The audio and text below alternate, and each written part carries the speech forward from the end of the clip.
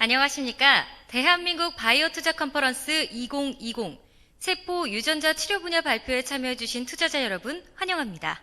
저는 사회를 맡은 아나운서 고하연입니다. 반갑습니다. 온라인으로 개최되는 이번 행사는 유튜브 한국 경제 채널을 통해 중계되고 있습니다. 유튜브 시청자분들께서도 발표 시간 동안 댓글로 질문을 올려주시면 시간이 허용되는 범위 안에서 사회자가 대신 질문을 진행해 드립니다. 많은 관심과 참여를 부탁드립니다. 또한 발표 기업과 투자 상담을 원하시는 분들은 중계화면 하단에 사무국 이메일로 연락을 주시면 연결해 드리도록 하겠습니다. 그럼 지금부터 본격적으로 이 대한민국 세포 유전자 치료 분야 기업 IR을 시작해 보도록 하겠습니다. 오늘 이곳에서는 총 6개 기업이 발표를 하게 됩니다. 그럼 첫 번째 발표를 시작하겠습니다. 첫 발표는 파미셀 이현아 전무께서 해주시겠습니다. 환영해 주시기 바랍니다. 오늘 저는 파미셀의 새로운 파이프라인인 수지상 세포를 기반으로 하는 차세대 항암 면역 치료 백신에 대하여 소개해 드리려고 합니다. 우선 항암 면역 치료가 어떤 것인지에 대한 개요를 시작으로 아래와 같은 순서로 발표해 드리겠습니다. 암을 치료하기 위한 노력은 불치병이라고 인식이 되어 있기 때문에 사실은 고대로부터 있어 왔습니다. 우리 눈에 보이는 커다란 내게 아닌 그 혹 같은 것을 떼어내기 위한 그런 외과적인 기술을 시작으로 해서 1800년대에 방사성 동위원수가 발견되면서 방사선 치료가 같이 더해지게 되었고요. 그리고 1900년대에 들어와서 세포를 죽일 수 있는 화학 물질들이 발견이 됐습니다. 그런 물질을 이용한 화학요법제, 이 세 가지가 현재까지의 가장 주된 암 치료법이었습니다. 그리고 90년대 이후에 유전자에 대한 지식들이 축적이 되면서 정밀치료, 프리시전 테라피라고 하는 정밀치료가 시도가 되기 시작했고, 거의 비슷한 시기에 우리 몸 안에서 외부 물질로부터 우리 몸을 보호하기 위해서 있는 면역 기능을 이용한 암치료법에 대해서 관심을 가지고 연구를 하기 시작을 했습니다. 그런데 기존에 주요하게 사용되어져 왔던 암치료법들은 굉장히 커다란 치료의 한계를 가지고 있습니다. 치료법 자체가 특별히 종양세포만 죽이는 게 아니고 정상세포에도 영향을 주기 때문에 치료제 관련한 사망률을 비롯한 여러 가지 부작용이 있었고요. 그 다음에 또 마찬가지로 우리 눈에 암이 보일 정도로 커져야만 치료를 할 수 있는 치료법들이었기 때문에 눈에 보이지 않지만 몸 안에 들어있는 미세 잔류함을 제거하지 못했습니다.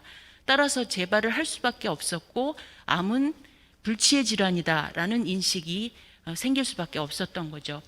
그래서 면역에 대한 그런 가능성과 필요성에 관심을 가지기 시작했습니다. 왜냐하면 면역 기관 자체가 우리 몸 안에 들어온 이물질을 제거하기 위한 그런 시스템이기 때문에 미세 잔류암이라도 그 암이 내가 아닌 남이다라는 것만 확인이 된다면 걔를 제거할 수 있을 것이고, 또한 같은 맥락으로 종양만이 가지고 있는 정상세포에는 없는 특정한 마커들이 있다면 종양만 제거할 수 있기 때문에 독성이 줄어들 것이라는 그런 가능성 때문이었습니다. 미국 암학회는 매년 그 치료법에 대한 프로그레스 리포트를 발표를 합니다. 2019년 작년에도 발표를 했는데 지금 현재 우리가 임상에서 사용할 수 있는 면역치료법, 항암 면역치료법에 대해 종류를 나열을 했습니다. 보시다시피 가장 많이 사용되어지고 있는 이뮨 체크포인트 이니비터하고 카티 부분이 상세히 설명이 되어 있고요. 그리고 굉장히 오랜 역사를 가지고 있는 사이토카인 세라피에 대해서도 소개를 하고 있습니다. 오늘 제가 말씀드리려고 하는 것은 저 위에 그 파란색으로 표시되어 있는 항암 치료 백신입니다. 이거는 종양 항원에 대한 특이한 면역 반응을 몸 안에서 일으켜서 종양만 제거하겠다라는 시도고요. FDA에서 승인한 항암 이뮨 그 치료법을 연도별로 언제 승인했는지를 보면 이 세라퓨틱 캔서 백신, 치료 백신이라고 하는 것이 사실은 FDA에서 승인한 최초의 면역치료법입니다. FDA에서 승인한 것과 마찬가지로 또 세계에서도 최초로 승인된 면역치료법이라고 보시면 됩니다. 이거는 수지상 세포를 포함하는 그런 세포 치료제였습니다. 그래서 종양 항원의 특이한 면역 반응을 일으켜서 종양을 치료하겠다라는 것이었는데 개발 초기였기 때문에 상당히 유효성이 담보가 되지 못했습니다. 그리고 또 한 가지는 환자가 접근하기가 굉장히 어려운 그런 상황이었기 때문에 실질적으로 시장이 활발하게 형성되지는 못했습니다. 그 이후에 작은 안티바디를 사용하는 이민 체크포인트 이니비터들이 임상적으로 효과가 있다는 것이 증명이 되면서 계속해서 개발이 되고 또 승인을 받고 있고요. 2017년에 카티라는 새로운 그 유전자 기술이 같이 결합된 그런 면역 치료제가 만들어지면서 면역 치료 분야가 굉장히 큰 각광을 받고 있습니다.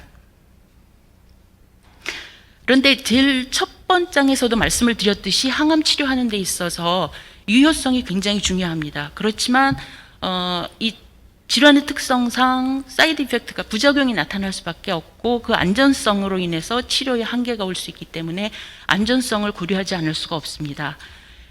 지금 현재 임상에 사용되어지고 있는 면역 치료제의 그 효능 부분을 확인을 해보면 일단 2017년에 허가를 받은 예스카르타 같은 경우에 2017년 미국 암학회에서 임상 결과를 발표를 했습니다. 비세포 림프종 환자 101명을 대상으로 치료를 했더니 객관적 반응률이 82%, 완전히 종양이 없어지는 경우도 54%나 되는 경이적인 치료 효과를 발표를 했습니다. 그거에 반해서 그보다 먼저 사용되기 시작했던 이뮨 체크포인트 이니비터 위에 그림의 오른쪽인데요. 같은 경우에는 약 20% 내외의 그런 그 임상 그 반응률을 보이고 있습니다. 이것도 사실은 이전에 사용되었던 화학요법제나 방사선 치료제 대비해서는 굉장히 좋은 효과라고 볼 수 있고요.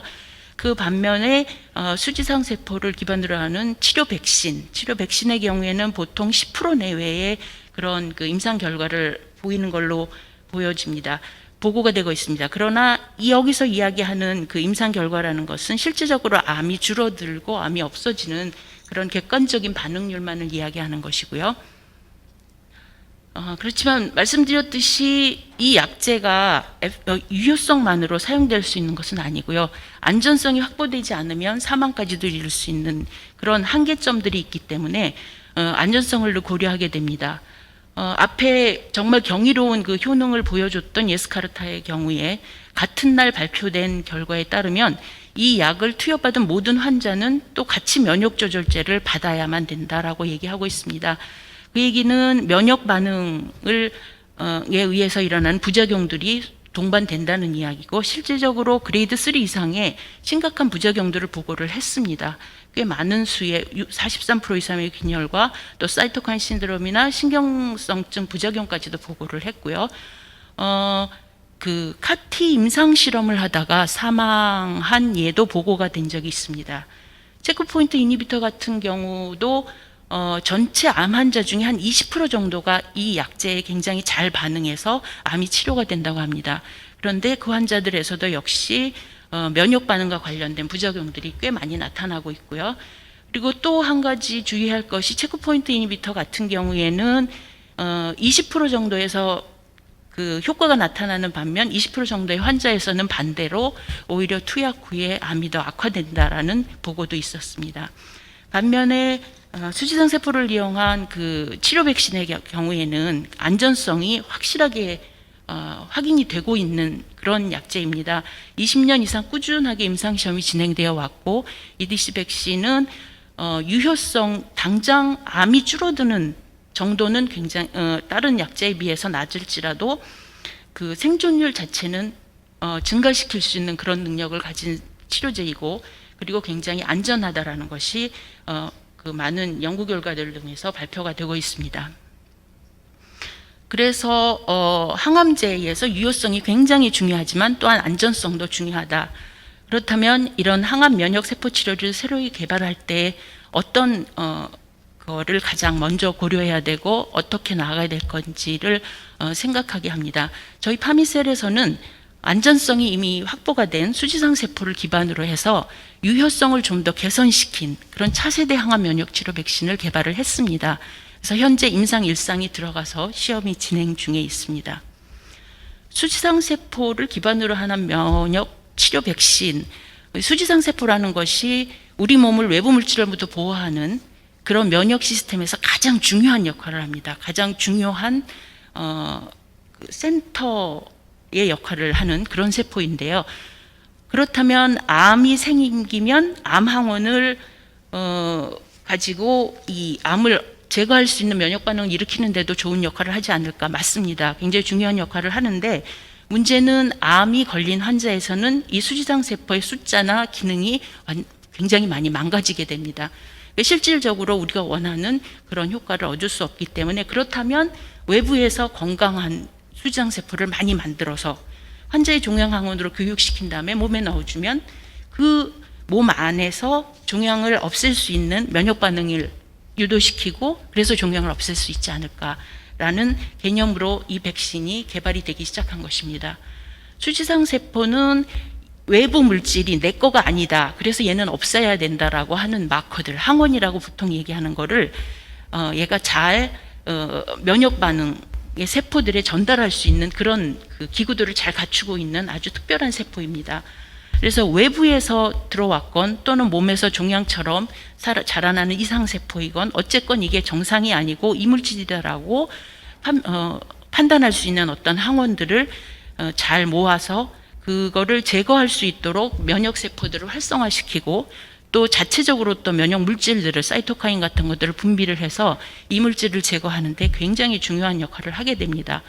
골수에 있는 몇 가지의 줄기세포 중에서 특히 조혈 줄기세포로부터 수지상 세포가 만들어지고, 그래서 T셀이나 B셀이나 NK셀처럼 골수 조혈 줄기세포에서 만들어지는 면역세포로 혈액 안에 존재를 하게 됩니다.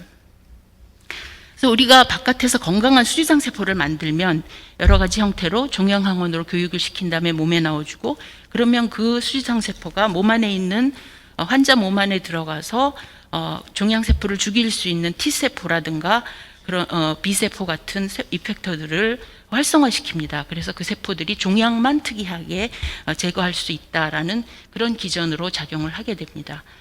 그래서 파미셀이 개발한 차세대 항원 면역 치료 백신은 이것처럼 안전성은 이미 담보가 된 수지상 세포를 이용을 하는데, 유효성을 좀 더 개선할 수 있기 위한 그런 세포를 배양을 하는 방법을 개발을 했고요.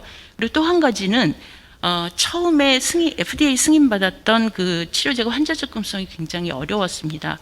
그래서 환자가 어떻게 하면 좀 더 쉽게 접근할 수 있나, 예를 들어서 만들기 위해서 피를 계속 뽑아야 한다거나가 아니고, 한 번 골수를 채취를 해서 여러 번 치료할 수 있는 용량을 한 번에 확보를 한다는 식의 그런 환자 접근성을 개선시킬 수 있기 위한 그런 백신을 개발을 했습니다.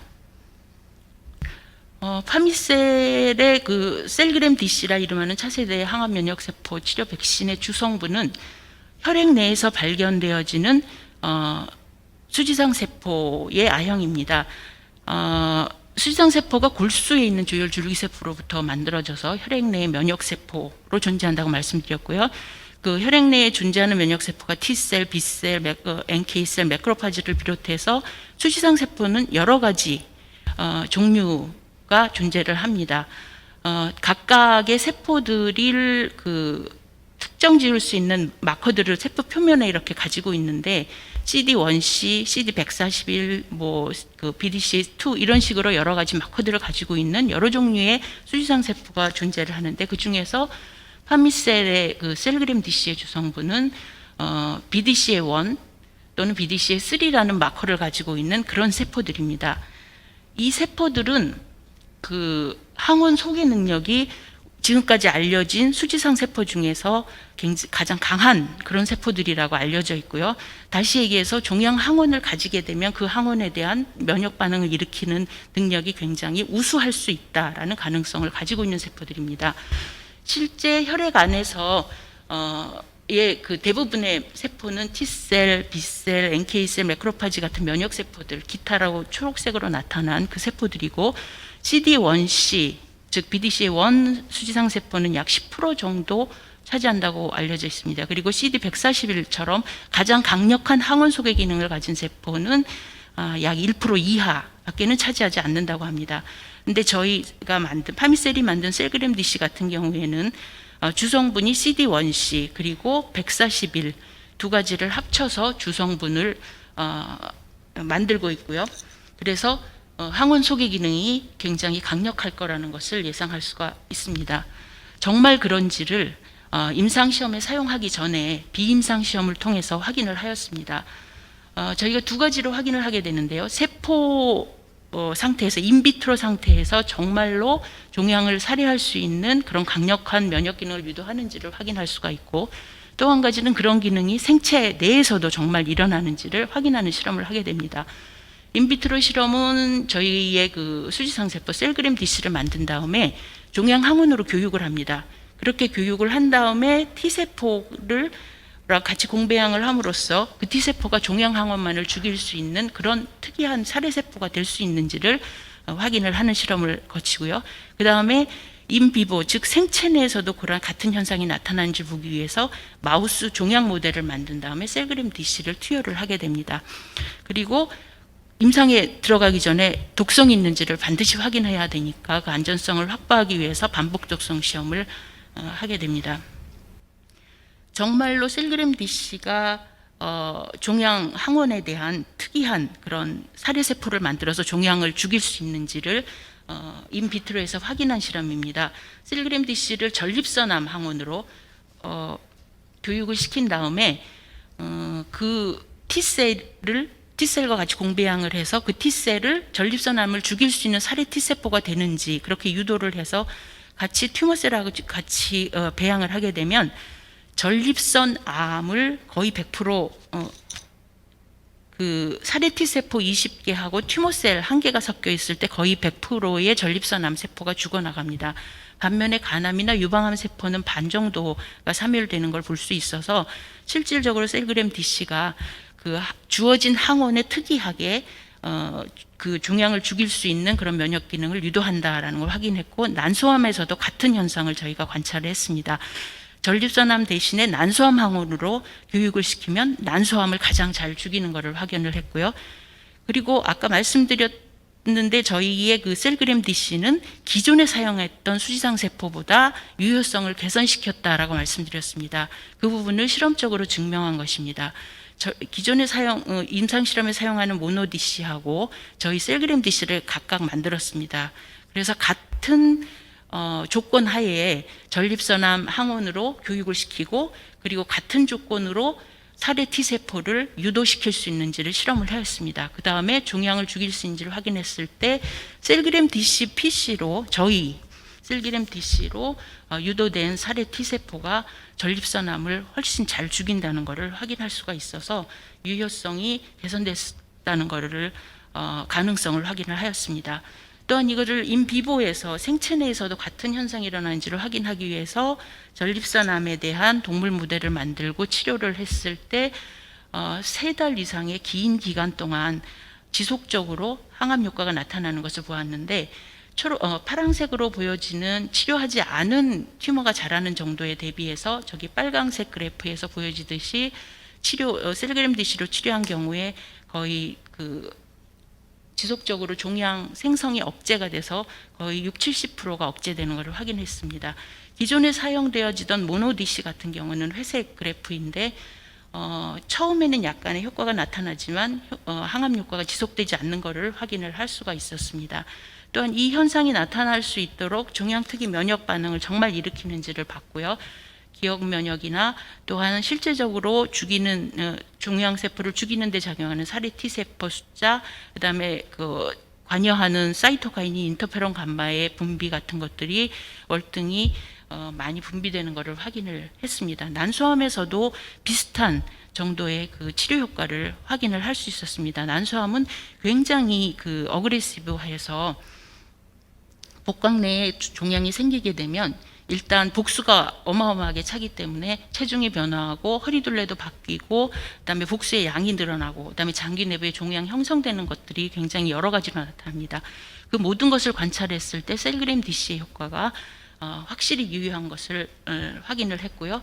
관련된 종양 면역 반응도 잘 나타나는 것들을 실제적으로 확인을 했습니다. 그러면 환자한테 투여를 해야 하는데 독성이 있는지를 먼저 확인을 해야 가능합니다. 그래서 저희가 그 마우스에 저희 셀그램 DC를 투여를 하는데 환자한테 우리가 투여하기로 예정한 용량보다 10배 및 50배까지도 투여를 합니다. 그리고 환자한테는 2주 간격으로 3번만 투여를 하려고 했는데 여기선 동물 실험에서는 1주 간격으로 6회를 투여해서 굉장히 그 힘든 상황으로 투여를 많이 하게 됩니다. 그럼에도 불구하고 마우스에서 사망예가 나타나지 않았고 또 이 물질로 인해서 어떤 장기에 독성이 있는지가 독성이 관찰되지 않았습니다. 그래서 저희가 전립선암 치료용으로 만든 셀그램 DC, 난소염 치료용으로 만든 셀그램 DC 모두 임상에 적용하는 용량보다 50배 이상 투여해도 안전할 것이다라는 그런 과학적인 근거를 얻을 수 있게 됐습니다.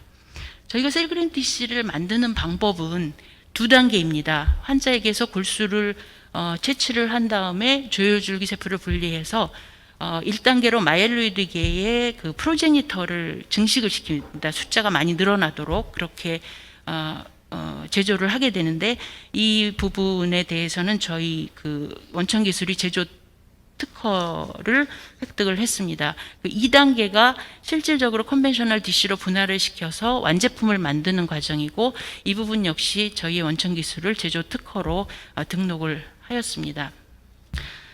이렇게 만들어지고 있는 DC의 개발 마일스톤입니다. 저희가 이 제품을 개발하기 위해서 2010년대 초반부터 저희 기초 연구를 해왔고요. 그리고 2015년, 16년 사이에 프루브 오브 컨셉트 스터디를 결과를 정리를 하였습니다. 그래서 2016년 연말부터 보건복지부의 과제 지원을 받아서 비임상 실험과 그리고 또 GMP 매뉴팩처링을 위한 여러 가지 연구들을 진행하고 완료를 하였습니다. 그래서 2020년 6월에 저희가 식약처로부터 임상시험 승인을 받았고 현재 임상시험을 진행하고 있습니다. 진행하고 있는 임상시험은 일상 임상시험입니다. 그래서 본 제품의 안전성을 확인하기 위한 시험이고 2022년에 완료할 예정으로 진행을 하고 있습니다. 그래서 2020년 이후에 안전성이 확보된 이 셀그램 DC에 대해서 임상 이상을 실시하여서 상업화를 위한 준비를 계속할 예정입니다. 네, 감사합니다. 여기까지입니다. 네, 이현아 전무님 수고 많으셨습니다. 네, 차세대 항암 의료 백신에 대한 얘기 잘 들어봤고요. 첫 순서기 때문에 많이 떨리기도 하셨을 텐데 좋은 발표 해주셔서 정말 많이 감사드립니다. 네, 저희는 이제 2번째 발표 시간을 가져보도록 할 건데요. 첫 번째 발표에 이어 2번째에도 세포 유전자 치료 분야 발표가 이어집니다. 이번 발표는 하이센스 바이오 박주철 대표 이사께서 해주시겠습니다. 환영해 주시기 바랍니다.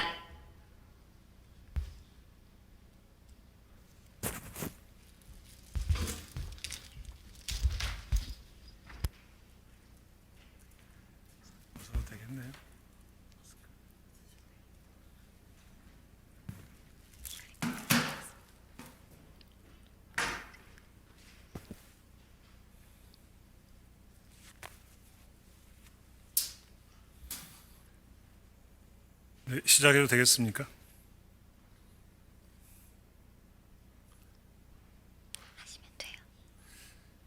예, 세계 최초 상아질 재생이라는 원천 기술을 기반으로 혁신적인 치과 치료 기술을 개발하고 있는 하이센스 바이오의 대표이사 박주철입니다. 일반적인 저희 회사의 소개 그리고 기술 소개, 사업화 전략 순으로 말씀드리겠습니다. 하이센스 바이오는 세계 최초의 생리적 상아질 재생 연구를 기반으로 서울대 학내 벤처 기업으로 출발했습니다. 저희가 추구하고자 하는 것은 1차적으로 충치 실인리 치료제와 치주질환 치료제 그리고 동물 치과 질환 치료제입니다. 아래쪽에 보시는 왼쪽 그림이 치아의 전체적인 모양이고요. 중간에 그 상아 모세포가 그려져 있습니다. 상아 모세포는 세포가 치수에 있고 관 안에 길다란 돌기를 가지고 있습니다. 그런데 이러한 상아질이 손상되었을 때 이 그림하고 똑같은 상아질로 재생에 성공한 예가 없습니다. 오른쪽에 보시는 것처럼 전부 노라고 되어 있지 않습니까? 저희가 2015년도에 이렇게 상아질이 손상되었을 때 손상된 상아질을 원래대로 회복할 수 있는 기술을 개발해 가지고 그 기술의 확신을 가지고 저희가 예스라고 붙여 놓았고요. 이 그림은 다시 설명을 드리겠습니다. 이런 원천적인 기술을 기반으로 벤처회사를 설립했고 이걸 기반으로 혁신적인 치과 치료제를 개발하는 기업입니다. 저희는 2016년 7월 25일에 설립이 되었고 지금 이제 그 연구 인력 포함해서 18명 정도가 근무를 하고 있고 저희가 서울대학교 산학협력단에서 이 상아질을 재생하는 단백질 특허를 이관해 온 다음에 저희 회사에서 단백질과 동일한 기능을 하는 펩타이드를 개발을 했고요.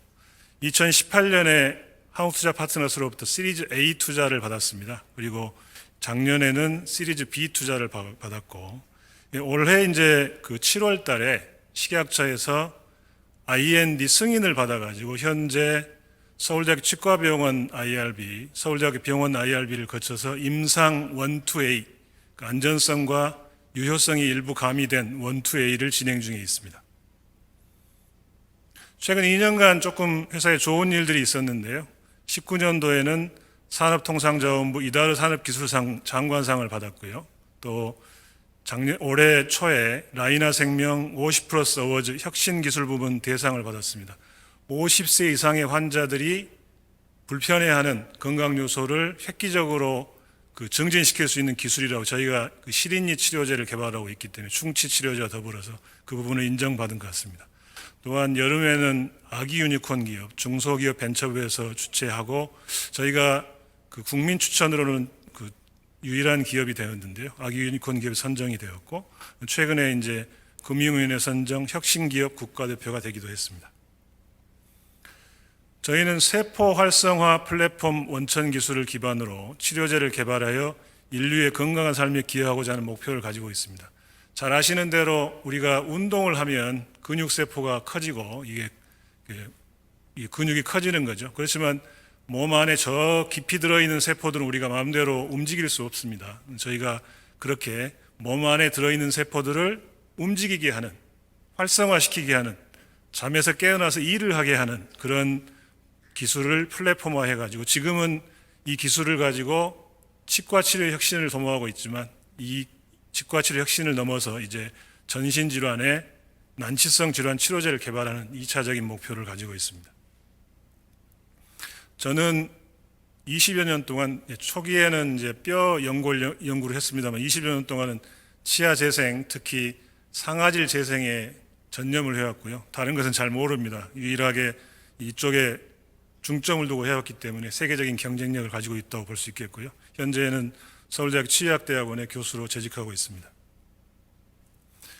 저희는 서울대학교 내에 또 치의학대학원 내에 그 연구 인력뿐만 아니라 국내에 있는 다양한 연구 인력들과 협의를 하고 있고 또 서울대학교의 산단 등을 통한 서울대 인프라를 활용할 수 있고요. 또 다양한 그 원료 생산 업체 또 미국에서 저희가 생산했는데 완제 의약품 생산 업체 CRO 업체들과 협의할 뿐만 아니라 저희가 외국 회사하고 회사의 기술을 쓰는 것이 아니라 저희 회사의 단백질과 펩타이드를 가지고 테네시 헬스 사이언스 센터라든지 또 이와테 메디컬스 일본의 학자들은 저희 물질 가지고 그 공동 연구를 통해서 무부성 연구비를 받아가지고 저희가 주체가 된 연구를 주제로 연구를 진행하고 있고요.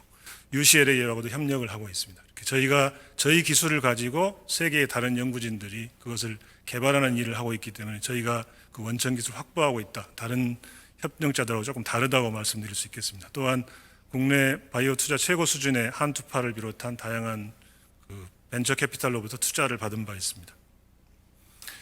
저희가 원천 기술이다 보니까 특허가 굉장히 중요한데요. 그래서 국내는 출원 3건, 등록 10건을 했고 해외는 이제 원천 물질 특허가 8개의 나라에 등록되었을 뿐만 아니라 저희가 물질 특허를 보호 연장하기 위해서 다양한 특허 포트폴리오로 여러 가지 용도 특허 또 그 펩타이드의 길이에 따른 것을 보완하기 위해서 10개를 보완하기 위해서 7개짜리 펩타이드로 보호하는 이런 다양한 포트폴리오를 구성해서 현재 17개국에서 35건의 특허가 출원 중에 있습니다. 기술 소개를 드리겠습니다. 감기보다 흔한 치과 질환이라고 타이틀이 붙어 있는데요. 전 세계 인구가 70억이라고 하면 그 중에 35억 명이 치과 질환 환자입니다. 그 중에 24억 명은 충치를 앓고 있는 환자이고 전 세계 인구 성인의 28%는 실인니 환자입니다. 실인니를 요즘에 민감성 치아라고 하는데요. 저희가 실인니하고 충치를 묶어가지고 이게 감기보다 흔한 치과 질환을 근본적으로 치유할 수 있는 그런 획기적인 기술을 만들고자 합니다. 말씀드린 실인니, 민감성 치아, 충치, 또 치주 질환 이런 것들을 합치면 어마어마한 시장입니다. 이게 지금 80조 원 정도의 세계 시장이 되는데 여기 물론 치약, 세정제도 포함이 되어 있습니다만 지금까지 80조 원이라고 추정을 하지만 지금까지는 치료할 수 있는 획기적인 치료제가 없었기 때문에 이 부분이 치료할 수 있다고 한다면 더욱더 숨어있는 시장이 더 커질 것으로 생각하기 때문에 80조보다 훨씬 더 큰 시장이 치과 치료 시장이다 이렇게 볼 수 있겠습니다. 이 부분을 저희가 대부분 커버할 수 있는 혁신적인 기술을 개발하고자 합니다. 치과 치료는 왼편 그림에 보시는 것처럼 일반적으로 충치가 생기면 잘 아시는 대로 뚫고 재료로 때우는 것입니다. 예, 타이틀 쪽에 나와 있는 것처럼 포브스지에서 치과 치료는 100년 동안 기술이 발전한 듯 보이지만 실제로는 기술의 진보가 이루어지지 않았다 이런 발표를 했습니다. 실제로 많은 재료의 발달은 이루어졌지만 다른 분야처럼 다른 의약품 개발처럼 4차 산업혁명에 맞추어서 이 생명공학 기술이 이 약품 개발에 치과 약품 개발에 이용된 그런 예가 없습니다. 그래서 저희가 이런 100년 동안 진보되지 않은 이런 부분을 획기적으로 개선하고자 합니다. 이런 노력이 2018년도에 타이드 글루십이라고 하는 이게 알츠하이머 치료제로 실패한 약물인데요. 이 약물을 가지고 충치를 약으로 치료할 수 있다는 개념을 영국 연구진이 만들었습니다. 그래서 이게 저희 뉴스에도 나오고 세계적으로 이목을 끌었습니다만 조금 아쉽게도 결과적으로 개념은 잘 만들었는데 그 손상된 부분을 약으로 치료했을 때 그 재생된 것이 상아질이 아니라 뼈로 재생되는 그런 불충분한 효과를 거두어서 개념은 잘 만들었지만 결과적으로 실패했다 하는 것으로 볼 수 있고요. 제가 아까 서두에 말씀드렸는데 이게 지금 논문이 오른쪽에 2017년도에 나온 리뷰 논문인데요. 2017년도까지는 상아질 재생하는 물질은 원래대로의 상아질을 재생하는 물질은 없다 하고 학계에서 평가를 했습니다. 저희가 아까 말씀드린 대로 2015년도에 저희는 세계 최초로 상아질을 재생했다 하고 확신을 가지고 벤처회사를 만들었는데요. 그 부분이 올해 가을에 이르러서 학문적으로 평가를 받았습니다. 여기 보시는 것처럼 펑셔널한 덴틴을 만드는 것은 굉장히 어려운데 Such evidence has only been이라고 되어 있습니다. 지금까지 발표된 것은 하나도 없는데 유일하게도 오 에돌 저희 실험실에서 나온 논문인데요. 이 논문이 상아질을 만드는 상아모세포를 오선티간 오돈토블라스를 분화시키고 튜블라 덴틴을 만든다 하고 성공했다 하고 미국 신경치료학회지에 리뷰 논문을 쓰면서 그 결론 부분에다 이렇게 기술을 해놓았습니다. 저희가 2015년도에 확신을 가졌던 부분이 이제 올해 이르러서야 실제로 학계에서 저희가 유일하게 생리적인 상아질을 재생하는 기술을 개발했다 하고 원천 기술을 가지고 있다 하고 인정을 해주는 것이 되겠고요. 이 기술을 가지고 저희가 새로운 혁신적인 치과 치료 기술을 개발하고 있습니다. 저희는 줄기세포에서부터 시작을 해가지고 이 줄기세포로부터 이 사랑니의 줄기세포를 가지고 다양한 연구를 통해서 이 상아질을 재생하는 단백질을 개발을 했고요. 말씀드린 것처럼 이걸 서울대에 특허 등록했다가 그 단백질 기술을 이관해 오면서 회사를 만들고 회사에서 단백질과 동일한 기능을 하는 펩타이드를 개발했습니다. 펩타이드를 가지고 이제 앞으로 제품화를 할 예정인데요. 이 펩타이드는 이 단백질은 상아질을 형성하는 세포가 일을 하지 않고 있는 상아질을 형성하는 세포를 일을 하게 하는 잠자고 있는 세포를 깨워서 일을 하게 하는 그러니까 원래 만들었지만 잠깐 일을 멈추고 있는 세포를 다시 일을 하게 하기 때문에 원래대로 당연히 만들 수 있겠죠. 그래서 오른쪽 하단에 나와 있는 것처럼 세계 최초로 개발한 하이센스 펩타이드를 활용해서 잠자고 있는 상아모 세포를 깨워 상아지를 재생하여 치아 후식증과 실인이를 치료하고자 합니다. 왜 실인지 증상의 치료가 중요한지 말씀드리겠습니다. 여러분들이 전신적으로 몸이 아프면 몸이 아픈 가장 첫 번째 증상이 면역력이 떨어지고 감기에 걸리게 되죠. 이 감기에 걸리게 되면 내 몸에 뭔가 문제가 생겼구나 하고 사람들이 조심하기 시작합니다. 치아가 문제가 생기면 무슨 증상이 나타날까요? 치아가 문제가 생기면 가장 먼저 나타나는 증상이 이가 시린 증상입니다. 요즘 말하는 민감성 치아입니다. 치아가 민감해지는 거죠. 치아가 망호되거나 균열이 생기거나 충치가 생기거나 치유질환이 생기면 치아가 민감해집니다. 저희는 균열 부분은 저희가 커버하지 못합니다. 그래서 치아 손상의 시작을 알리는 적신호가 민감성 치아인데, 이런 민감성 치아를 현재까지 치료 방법은 증상만 완화시킬 수 있지 근본적으로 치유할 수가 없습니다. 이걸 만약 근본적으로 치유할 수 있으면 치아를 그대로 보존할 수 있게 되고 이 자연치를 그대로 살리는, 평생 자기 치아를 가지고 쓸 수 있게 되는 그런 효과를 낳게 되는 거죠. 이러한 중요성에 맞추어서 저희 치과보존학회에서 민감성 치아의 날도 따로 선포를 하고, 앞으로는 치과 의사들이 민감한 치아를 완전히 처치하는 쪽으로 힘을 기울이면 자연 치아를 보존하는 효과가 되겠다는 대대적인 캠페인 같은 걸 벌이고 있습니다. 저희가 여기에 아주 부합하는 그런 치료제 개발이라고 볼 수 있겠습니다. 지금 망치로 두드리는 영상이 나오고 있는데요. 저렇게 위쪽에 보시면 이가 시리다고 하는 것은 바람이나 찬물에 시리다는 겁니다. 공간이 뚫려가지고 세포가 노출이 되어 있는데 세포는 살아있는 상태입니다. 살아있는데 일을 하지 않는 거죠. 근데 그거를 오른쪽 아래에 있는 것처럼 레진이나 이런 거로 막으면 일시적인 효과가 있지만 심장에서 펌핑하는 힘 때문에 저기 댐에서 물이 내려오는 것처럼 물이 바깥으로 밀어내는 힘이 작용하니까 아무리 인위적으로 막아놔도 시간이 지나면 3개월, 6개월 지나면 떨어지게 되어 있습니다. 일시적인 증상의 개선은 있을 수 있지만 근본적인 치료가 되지 않는 것이죠. 저희는 두 가지를 합니다. 이 펩타이드를 가지고. 첫 번째는 잠자고 있는 세포를 깨웁니다. 이 펩타이드를 물에 흘려서 저 틈새가 있는 공간으로 흘려보내면 세포가 일어나서 일을 합니다. 일을 하는데 가장 먼저 하는 일이 외부하고 차단하는 일입니다. 그림에 보시면 구멍이 뚫려 있다가 막혀 있는 형태로 바뀌게 되고요. 세포가 밑으로 밀려나기 때문에 오른쪽 그림처럼 손상된, 비글로 실험한 건데 손상된 자리를 그대로 메꾸지는 못하고 손상된 만큼 밑으로 물러나면서 오른쪽 보시면 TD라고 되어 있는 세관 상아지를 만듭니다. 다시 말씀드리면 세포가 노출되어 있는 것을 완벽하게 막고 그 다음에 뒤로 물러나서 원래 두께를 회복하는 것입니다. 이 두 가지가 되면 실인이가 근본적으로 치유될 수 있습니다. 물론 충치가 시작되면 실인 증상이 나타나는 충치의 초기 증상도 치료할 수 있습니다.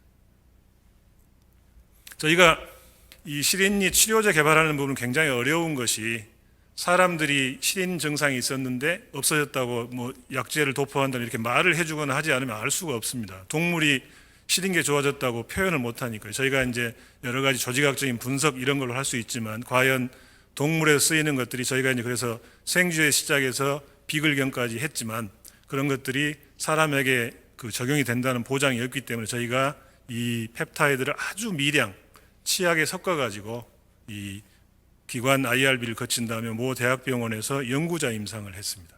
결과적으로 말씀드리면 굉장히 미량인데 20명 해서 3주, 20명에서 6주 이렇게 실험을 했더니 6주 지난 다음에 3주 지난 다음에 이 콜드 스티뮬라이, 그러니까 찬물에 닿는다거나 에어를 세게 분다거나 혹은 날카로운 걸로 치아를 긁었을 때 여기에 반응하는 반응력이 현저하게 개선이 되었고요. 이 3주, 6주 지난 다음에 이 펩타이드가 들어간 치약을 쓴 사람의 90%가 이 실인이 증상이 대폭 개선됐고, 그 중에 재미있는 거는 아주 미량을 썼음에도 불구하고 30% 정도는 치료가 되었다 하는 얘기를 했기 때문에 저희가 이 기술이, 이 재료가 사람에게도 쓸 수 있겠다 하는 확신을 가지게 되었습니다. 이 놀라운 사실은 저희가 이제 아주 어려운 과정을 거쳐가지고 쥐에서 치아후식증을 유발했습니다. 이게 인공 치아후식증을 유발한 겁니다. 그래서 위쪽 상단에 보시면 저기 검은 세포들이 전부 염증 세포인데요. 상아질이 노출이 되지 않았음에도 불구하고 상아세관 안쪽까지만 세균이 들어가 있는데 저렇게 염증이 생겨나 있습니다. 저희가 저런 치아에다가 아무것도 하지 않고 용액으로 된 저희 치료제를 위에서 브러쉬 형태로 발랐습니다. 바르고 3주 후에 본 사진이 아래쪽입니다. 아래쪽 사진인데 염증이 다 없어졌고 중간에 가운데 사진 보시면 네모칸 안에 점들이 있는데 저게 박테리아가 묻혀 있는 겁니다.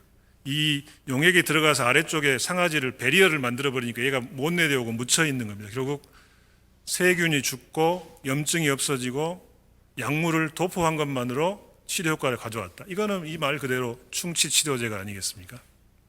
이 충치 치료제를 어디다 쓸 것인지 충치 치료가 5단계가 있는데요. 첫 번째 에나멜에 들어있는 충치는 저희는 관계가 없습니다. 저희는 상아지를 대상으로 하기 때문에 2단계, 3단계와 4단계 일부 5단계처럼 신경이 완전 노출된 경우는 저희가 처치할 수 없습니다.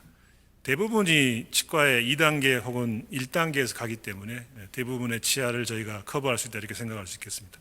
지금까지 말씀드린 실인니하고 충치하고 비슷한 개념인데요. 충치를 치료하는 개념을 영상으로 보여드리겠습니다.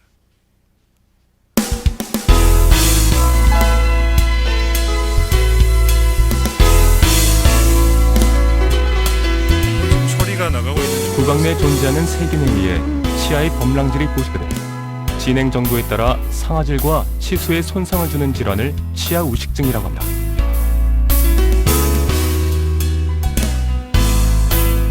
구강 내 세균은 치아 표면의 음식물과 덩어리를 이루어 번식하고 플라그를 형성합니다. 치아 표면에 생성된 플라그 내에는 스트랩토코쿠스 뮤탄스, 락토바실러스와 같은 충치를 일으키는 주 원인이 서식합니다. 이러한 세균들이 배설하는 산에 의해서 치아 표면의 범랑질이 손상을 입어 칼슘, 인과 같은 무게질이 빠져나가고 그 속에 유괴질이 용해됩니다. 우식이 더 진행되어 상아질까지 손상되면 진행 속도가 촉진되고 결국 치아가 파괴됩니다. 다양한 세균들이 분비한 독소는 상아세관을 통해 치수에 침투하고 상아세포를 손상시킵니다. 우식 상아질 안에 존재하는 미생물과 그 부산물로 인해 치수 내 혈관 확장과 같은 치수충혈 증상이 나타납니다. 이어서 급성 염증에 관여하는 세포들이 치수 조직 안으로 침투하여 염증 반응을 일으킵니다.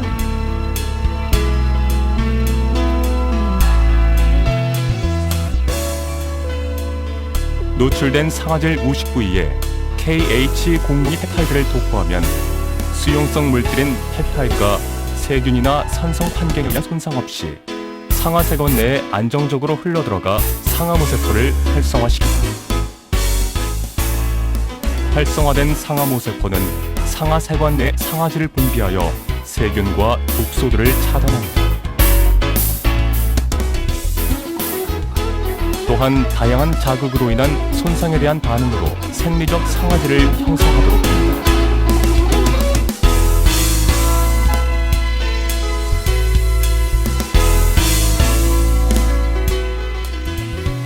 치과 의사의 판단하에 치료 과정에서도 쓰일 수 있습니다. 치아 우식 부위를 제거한 뒤 수복하기 전 KH02 펩타이드를 도포하면 치수의 자극과 손상을 최소화하는 효과가 있습니다. 결과적으로 수로 과민증을 줄여줘 의료진과 환자 모두에게 높은 만족도를 줄 수 있습니다. 이것이 하이센스 바이오의 세계 최초의 말씀드린 대로 살아있는 세포를 일을 하지 않는 세포를 활성화시켜서 치료하는 개념이 되겠습니다.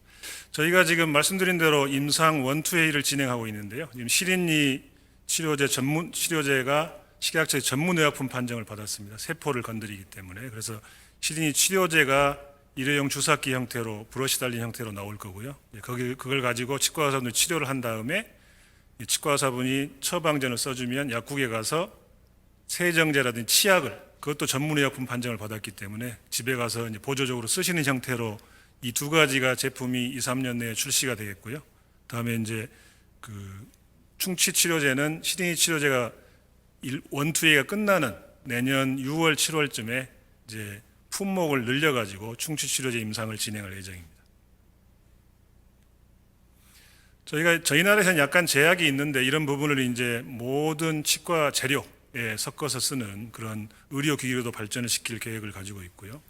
저희가 또 다른 펩타이드는 우리가 잇몸을 단단하게 하는 효과를 가지고 있는 펩타이드를 가지고 있습니다. 그래서 그림에 보시는 것처럼 치아하고 뼈 사이에 잇몸을 연결시켜주는 치주 인대가 있는데 이 인대를 잘 부착하게 하는 개념으로 이 펩타이드를 주면 실험군에서는 저렇게 일렬로 쭉 배열해 가지고 치아를 잘 부착시키는 잇몸을 단단하게 하는 효과가 있어요. 이걸 가지고 치주 질환 치료제를 개발할 예정입니다. 이거는 2022년도에 이제 임상을 시작할 계획입니다.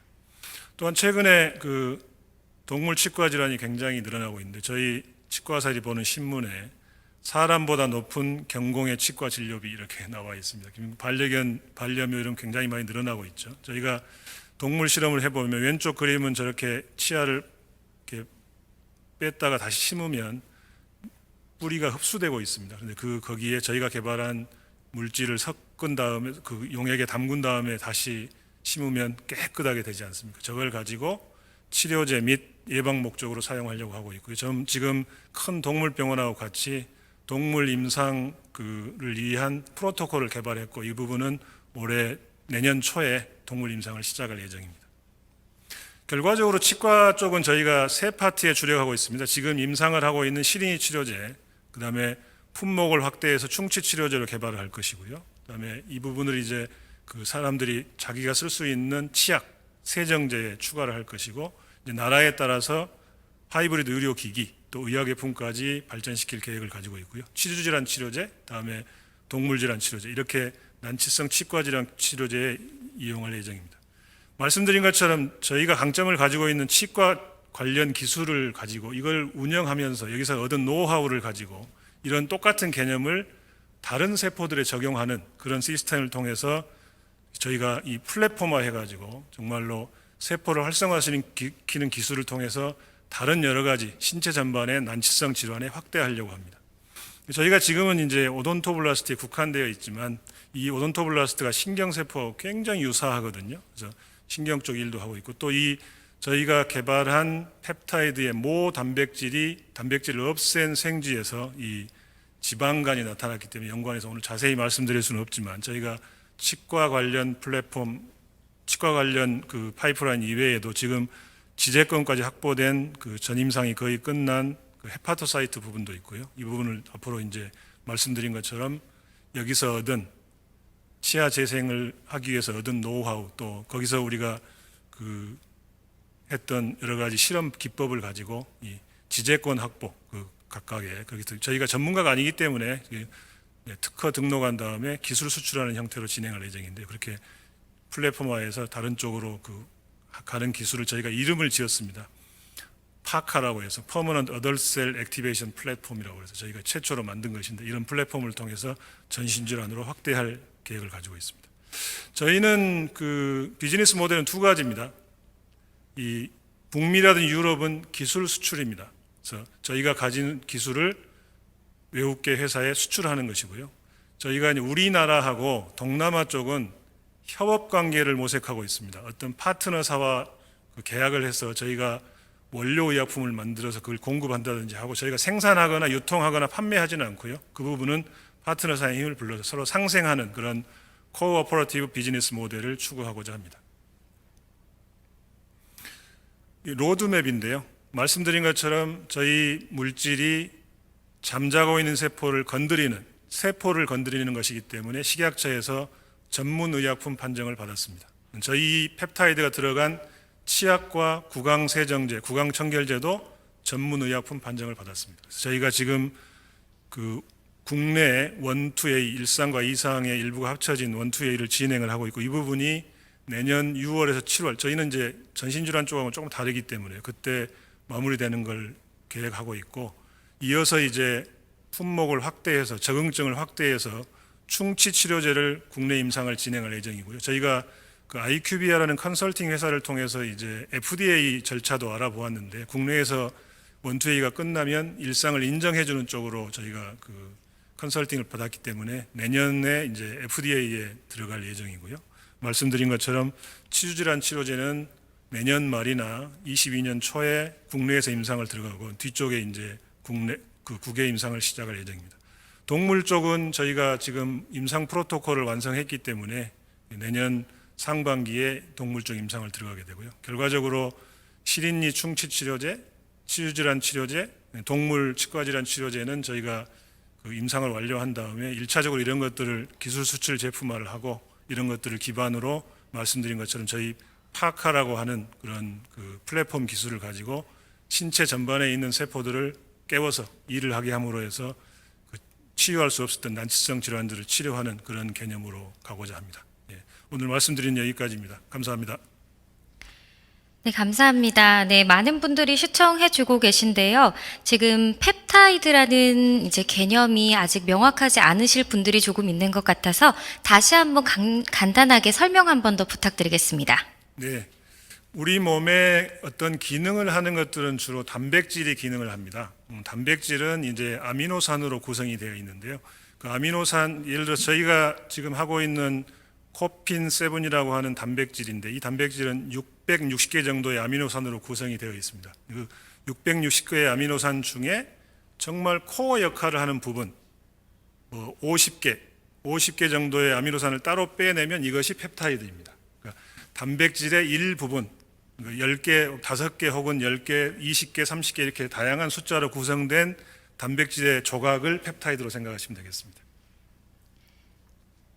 네, 감사합니다. 좋은 얘기 해주셨고요. 네, 여기까지 박주철 대표님의 하이센스 바이오 발표는 모두 마치도록 하겠습니다. 네, 충치 치료 질환, 일종의 민감성 치아 치료에 대한 얘기는 꾸준히 계속되고 있는데요. 아무래도 많은 분들이 치아 질환으로 고생하시는 분들이 많기 때문에 많이들 공감하실 내용일 것 같습니다. 앞으로 기술이 더 발전돼서 우리 삶에 조금 더 도움이 많이 됐으면 좋겠고요. 말씀하신 내용 들어보니 기술상을 받을 만한 이유가 있었다라는 생각이 들더라고요. 앞으로도 더 많은 기술 발전해서 우리 많은 백신 개발에 도움을 주시기 바랍니다. 네, 그럼 다음 순서로 넘어가 보도록 하겠는데요. 이번 순서는 엑셀 세라퓨틱스입니다. 발표는 조유록 이사께서 해주시겠습니다. 조 이사님을 단상으로 모시겠습니다.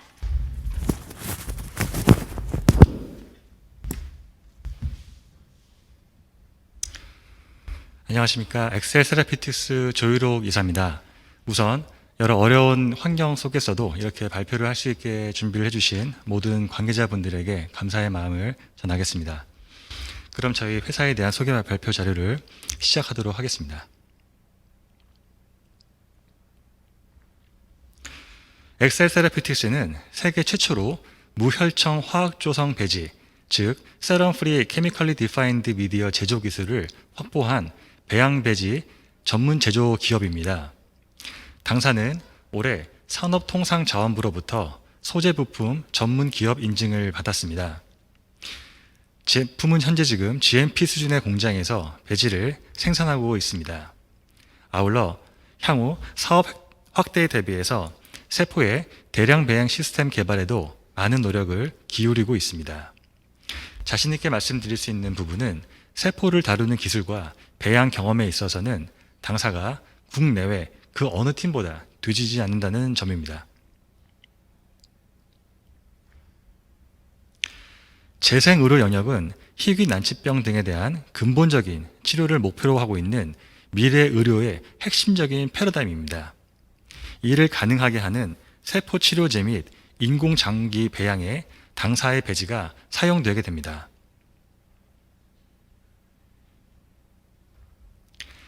재생의료가 미래의 메가 트렌드라는 인식 하에 전통적인 세포 치료제 분야뿐만 아니라 다양한 분야에서 본격적인 사업화가 진행되고 있습니다. 비약적인 기술 발전에 따라서 각 분야별로 현재 많은 리딩 그룹들이 나오고 있는 상황입니다. 그리고 이 모든 영역에서 출발점은 세포이므로 세포 배양 배지의 중요성은 날로 높아지고 있습니다.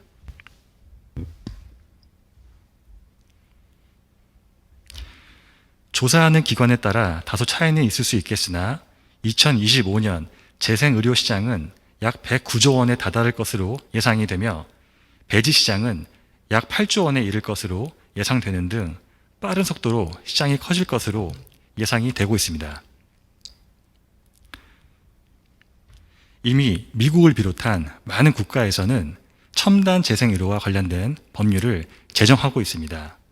우리나라에도 올해 첨단 재생 의료 및 첨단 바이오 의약품 안전 및 지원에 관한 법률, 일명 첨단 재생 바이오법이 8월부터 시행되고 있습니다. 이는 첨단 재생 의료 및 첨단 바이오 의약품 분야가 이미 산업화 단계에 진입했다는 것을 의미한다고 볼 수 있으며 매년 전 세계에서 200여 개 이상의 관련 임상이 진행되고 있습니다.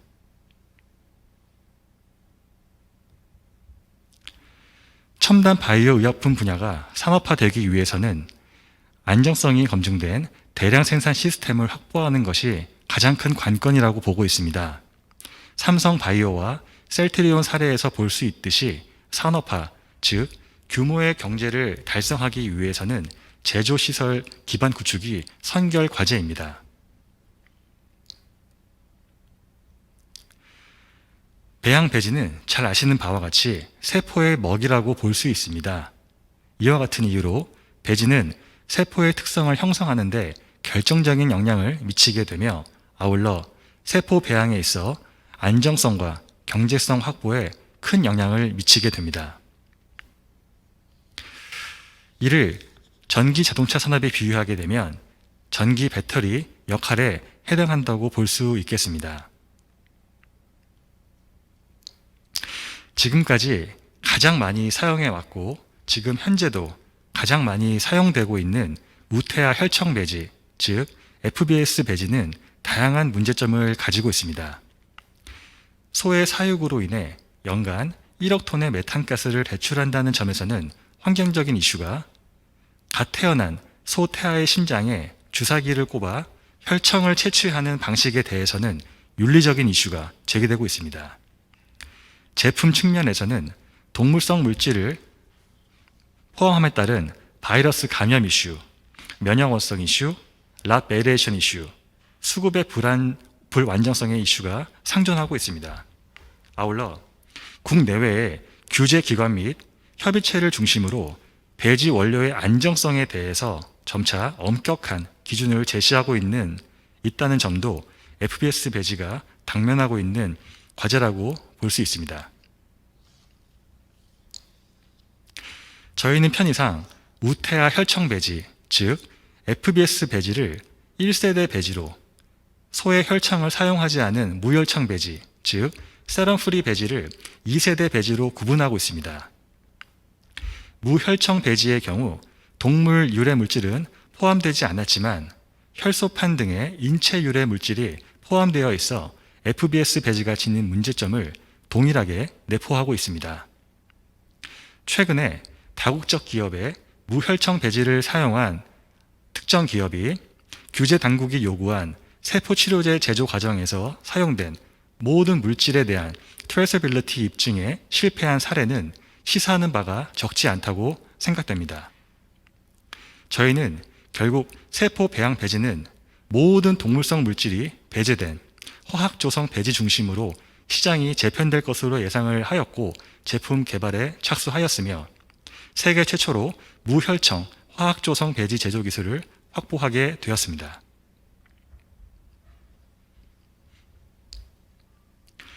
배지를 조성할 수 있는 후보 물질은 수십만 가지가 넘습니다. 당사는 그동안에 무수히 많은 트라이얼 앤 에러를 통해 핵심 조성 물질 발굴 및 성분별 적정 농도를 체계적으로 파악하고 관리할 수 있는 캠스라고 명명한 플랫폼을 완성하였습니다. 이 플랫폼을 통해 완성된 제품이 당사의 줄기세포 전용 배양 배지인 셀커입니다. 당사는 현재 캠스를 통해 다양한 세포의 맞춤형 배지를 개발하고 있습니다.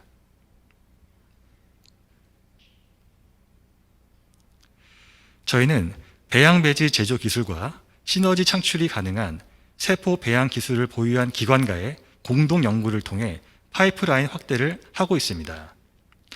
모낭세포와 피부 각질세포를 위한 전용 배지는 이미 개발이 완료되어 내년 상반기에 상업적 대응을 위한 준비를 진행하고 있습니다.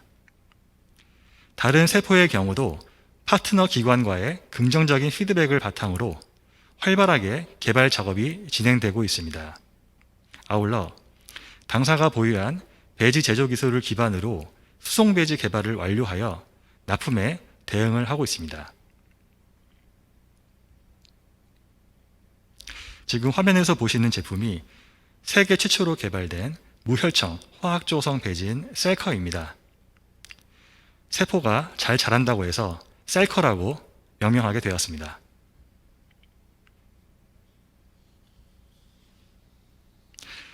이것은 코로나 상황에 대응하기 위해서 당사가 보유하고 있는 배지 제조 기술을 기반으로 개발한 수송 배지입니다. 각종 인증서 취득 완료는 물론이고 대량 생산 시스템을 구축하여 현재 납품에 대응하고 있습니다.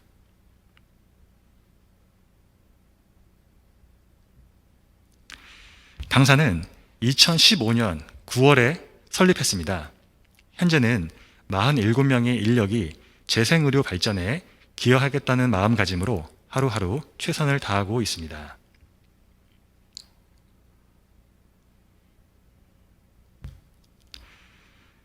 당사는 바이오 분야에서는 보기 드문 소부장에 해당하는 기업입니다.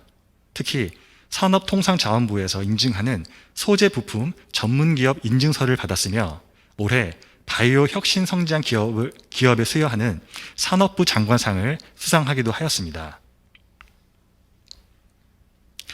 그동안 충북 창조경제혁신센터에서 지원한 팁스 투자를 시작으로 시리즈 A와 B까지 진행되는 동안 한국투자 파트너스를 비롯한 유수의 투자기관에서 당사의 기술력과 높은 성장성을 인정해 주셨습니다.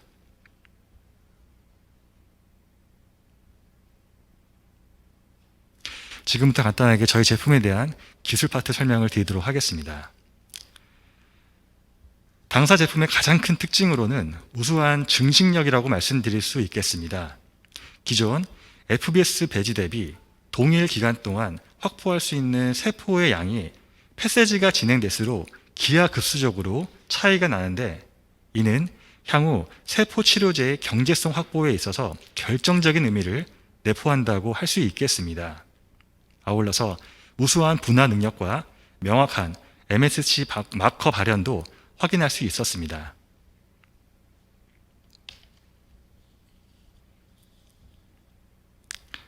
이렇게 세포가 단기간에 분화하게 되면 노화도에 영향이 있지 않을까 하는 이슈가 제기될 수 있습니다. 이 부분에 대해서 노화도를 확인해 본 결과 FBS 배지로 배양했을 때보다 후반기 개대에서 노화도 축적량이 현저히 적음을 확인할 수 있었습니다. 또한 급격한 세포 분화, 즉 핵분열이 유전적 안정성에 영향을 미치는가에 대해서도 실험을 진행하였습니다. 실험 결과 당사 배지로 세포를 키운 경우 급격한 핵분열 상황에서도 후반기 개대까지 브릿지 현상 등의 이상 없이 깔끔하게 핵분열이 유지되는 것을 확인할 수 있었습니다. 면역어성 시험도 마찬가지로 당사 배지로 배양한 경우 T셀의 프롤리퍼레이션을 보다 잘 보호해주는 것으로 확인하였습니다. 위에 언급한 실험 결과가 도출된 원인을 보다 명확하게 확인해 보고자 mRNA 분석도 진행해 보았습니다. 실험 결과 FBS 배지로 키운 경우에는 에이징, 셀 데스 등의 부분에서 업레귤레이션 결과를 보였고 당사 배지로 키운 경우에는 DNA 리페어, RNA 스플라이싱 부분에서 업레귤레이션 결과를 보여주었습니다. 유전자 분석뿐만 아니라 워킹 레벨 분석인 프로틴 분석도 진행을 해보았는데요. 마찬가지로 당사 배지로 키운 경우 긍정적인 업레귤레이션 결과를 보여주는 것을 확인할 수 있었습니다.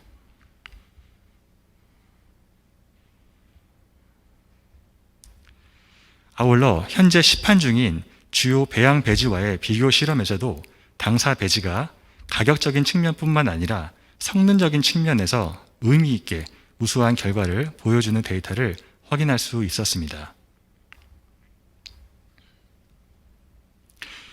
내년 상반기 상업적 대응을 개시할 더말 파필러셀 전용 배지의 경우 현재 시장에서 유통 중인 제품과 거의 동일한 퍼포먼스를 보여주는 것으로 확인을 할 수 있었고, DPC 마커 발현 부분에서는 당사 배지가 다소 우수한 것으로 확인할 수 있었습니다.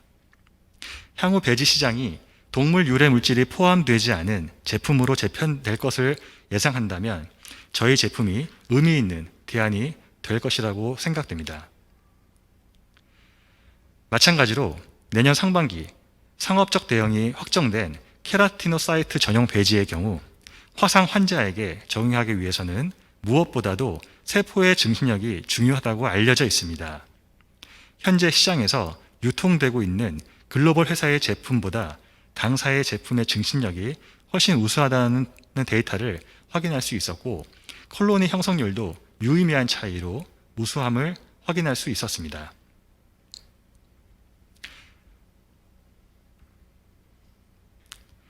최근 세포 치료제의 대안으로 부각되고 있는 엑소존 분야에서도 의미 있는 실험 결과를 도출하였는데요. 당사 배지로 배양한 세포에서 보다 많은, 보다 양질의 엑소존이 추출된다는 것을 확인할 수 있었습니다. 엑소존 분야에서 두각을 나타내고 있는 호주 이사에서도 당사의 컨디션드 미디어에서 우수한 파티클 수량을 확인하였다는 실험 결과를 보내주기도 하였습니다. 현재 이를 바탕으로 사업화 논의를 진행하고 있습니다.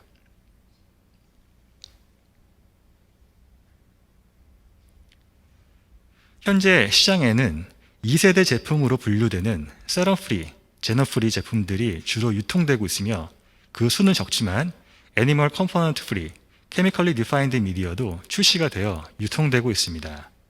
당사는 시장 선점을 목표로 공격적인 가격 전략을 가지고 가고 있습니다.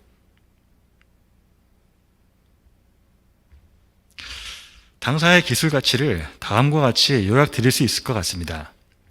우수한 증식력을 일관성 있게 구현하여 산업적 대응이 가능하며 낮은 면역원성으로 안정성을 높였으며 무엇보다도 현재 점차 강화되고 있는 규제 환경에 대응 가능한 기술이라는 점입니다. 한 가지 덧붙이자면 현재 해외 업체가 장악하고 있는 바이오 소재 시장을 조금이나마 국산 제품이 대체한다는 의미도 결코 작지 않다고 생각합니다.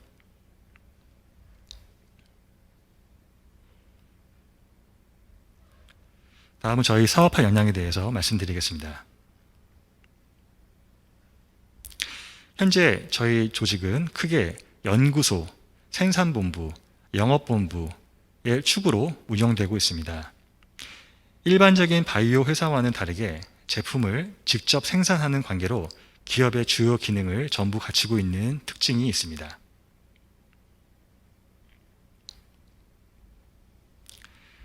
저희 연구소는 이주연 박사가 이끌고 있습니다.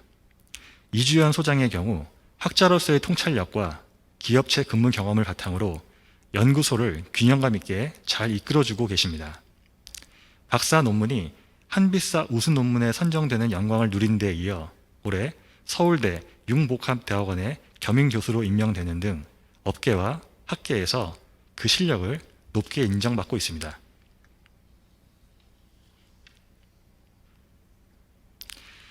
연구소의 R&D 진행 계획은 크게 제품의 고도화와 파이프라인의 확장의 두 가지 축으로 진행될 예정입니다. 제품의 안정성 입증과 관련된 FDA 510K와 DMF 작업은 현재 마무리 단계에 있습니다. 아울러 제품의 경제성과 안정성을 위해서는 최종적으로 파우더 제형 기술을 확보해야 한다는 결론하에 연구를 진행하고 있습니다. 파이프라인과 관련해서 내년 상반기에 케라티노사이트와 DPS 전용 배지는 상업적 대응이 확정되었으며 NK 및 T셀 전용 배지는 내년 하반기 대응을 목표로 본격적인 연구 개발에 착수를 하였습니다.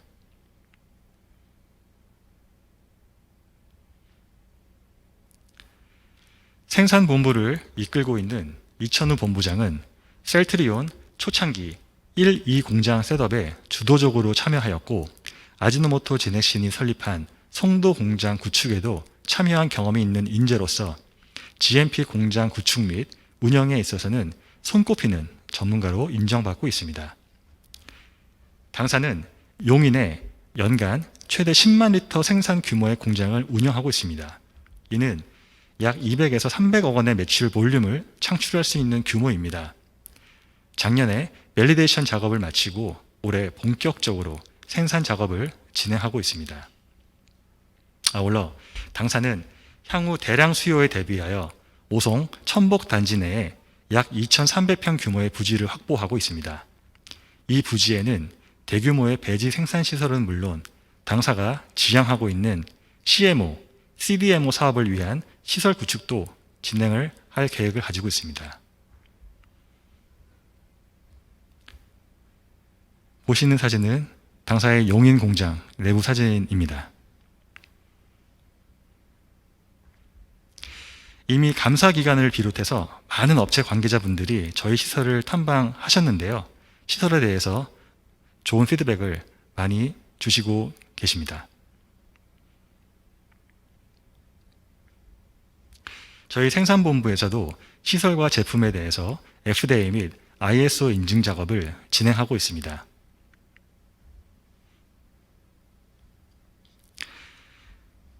영업의 경우 의미 있는 성과 창출을 위해서 조직 내에 우수한 인력을 전진 배치하여 현재 총력 대응을 하고 있습니다. 당사는 대리점을 통한 영업과 주요 기업에 대한 직접 대응과는 별도로 플랫폼 사업과의 연계 모델 개발에 역점을 두고 있습니다. 바이오 리액터, 셀 뱅킹, 3D 프린팅의 바이오 카트리지 사업 등 당사의 배지가 패키지로 묶일 수 있는 플랫폼 비즈니스 발굴에 많은 노력을 기울이고 있고 일부 업체와는 상당 부분 협업이 진행되고 있습니다. 아울러 다양한 국내외 학회 참가를 통해 태동기에 있는 재생의료업계에서 당사의 리더십 확보를 위한 노력도 소홀히 하지 않고 있습니다. 해외 사업의 경우 나스닥에 상장된 시총 1조 규모의 바이오 회사와 화이트 레이블 계약을 체결하였으며 세계 유수의 바이오 기업인 T사 및 L사와의 의미 있는 사업 논의가 진행되고 있는 상황입니다. 코로나의 영향으로 다소 어려움은 있었으나 독일, 인도, 싱가폴, 리투아니아, 폴란드 소재의 대리점과 유통 계약을 완료하였으며 기타 지역의 대리점 확보에도 총력을 기울이고 있습니다. 국내의 경우에도 시장을 선도하고 있는 주요 기업과의 협업에서 의미 있는 결과 도출이 마무리 단계에 있는 상황입니다. 네, 이것으로써 당사 소개를 마치도록 하겠습니다. 제한된 시간에 설명을 드리다 보니 다소 부족한 부분이 많았을 것으로 예상이 됩니다. 혹시 궁금한 내용이 있으시면 언제든지 저희 당사에 연락을 부탁을 드리겠습니다. 건강에 유의하시면서 한 해를 마무리하시길 바라겠습니다. 감사합니다. 네, 조유로 기사님 대단히 감사드립니다. 네, 발표에 앞서 이사님께서 코로나로 어려운 시기를 보내고 있는 얘기를 하셨는데요. 확실히 전에 비해서 많은 어려움들이 있죠. 네, 작년 같은 경우에는 이렇게 한 자리에서 모셨을 텐데 이렇게 방송으로 만나게 뵙게 되어 좀 아쉬운 기분이지만요. 그래도 끝까지 꼭 참여 부탁드리고요. 네, 어느덧 마지막 발표를 준비해야 할 시간이 왔는데요. 이 마지막 발표가 끝나고 난 뒤에도 다른 채널에서는 약 6시까지 발표가 이어질 예정입니다. 이 발표가 끝나더라도 다른 채널로 찾아가셔서 더 꾸준한 시청을 부탁드리고요. 아까도 말씀드렸지만 요즘 코로나 때문에 많은 분들이 외출, 그리고 또 일상생활에 어려움을 많이 겪고 있습니다. 부디 힘든 시기에도 열심히 힘을 내셔서 우리 다 같이 내년엔 조금 더 힘찬 새해를 맞이할 수 있기를 바라보도록 하겠습니다. 그럼 마지막 발표자 모셔보도록 하겠습니다. 발표해 주실 바이젠셀 김태규 대표이사님을 단상으로 모시겠습니다. 네, 많은 환영의 인사를 부탁드리도록 하겠습니다. 네, 안녕하세요. 바이젠셀의 김태규입니다. 오늘 저희 회사를 소개시켜 드릴 기회를 가지게 되어서 대단히 감사하게 생각합니다.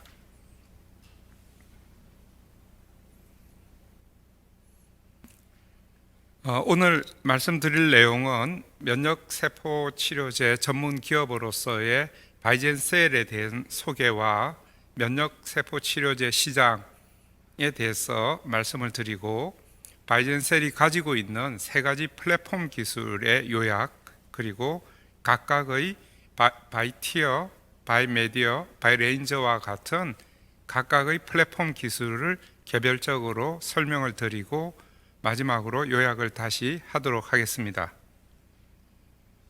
먼저 바이젠셀에 대해서 말씀을 드리면, 바이젠셀은 선도적 면역세포 치료제 개발을 통한 난치성 질환 환자의 생명 연장과 삶의 질 향상을 미션으로 하고 있고, 이를 위해서 유전자 치료와 면역세포 치료, 정밀 맞춤 의료를 기반으로 하는 세계 최고의 면역 치료제 기업이 되고자 합니다. 바이젠셀 사명은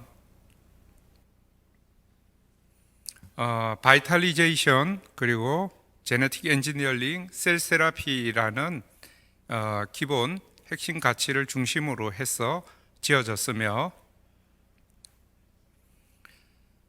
바이젠셀은 2013년 2월에 가톨릭 대학교 지주회사의 제1호 자회사로서 창업이 되었으며, 바이젠셀이 가지고 있는 임상 경험과 기술, 그리고 가톨릭 산학협력단이 가지고 있는 여러 가지 인프라, 그리고 보령이 가지고 있는 글로벌 마케팅과 역량들을 조합해서 성공적인 산학연 협력 모델의 회사로서 발전해 나가기 위해서 창업을 하였습니다. 저는 국내에서 최다로 T세포 치료제에 대한 임상 연구 경험을 가지고 있고, 저희 경영진은 평균 15년 이상의 제약 및 바이오 산업 경력을 보유한 손현정 임상개발본부장, 조현일 연구개발본부장, 그리고 김경묵 경영지원본부장의 전문 경영진으로 구성되어 있습니다. 과학자문위원회로서는 암 면역 분야의 셀리스 박사와, 그리고 MDSC 면역 억제 세포 분야의 수산 박사, 그리고 임상 연구 권위자로서의 문할림 박사분을 모시고 과학 자문을 받고 있습니다.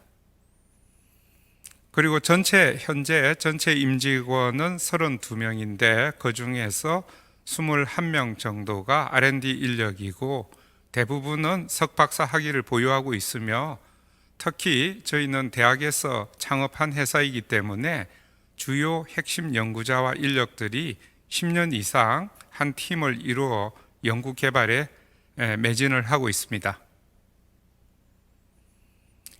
저희 회사는 현재는 서울 성모병원 별관 7층에서 위치해 있으면서 원내에 있는 임상용 GMP 세포 생산 시설과 동물 시설, 그리고 원내에 연구진들과의 공동 연구를 수행하고 있으며, 향후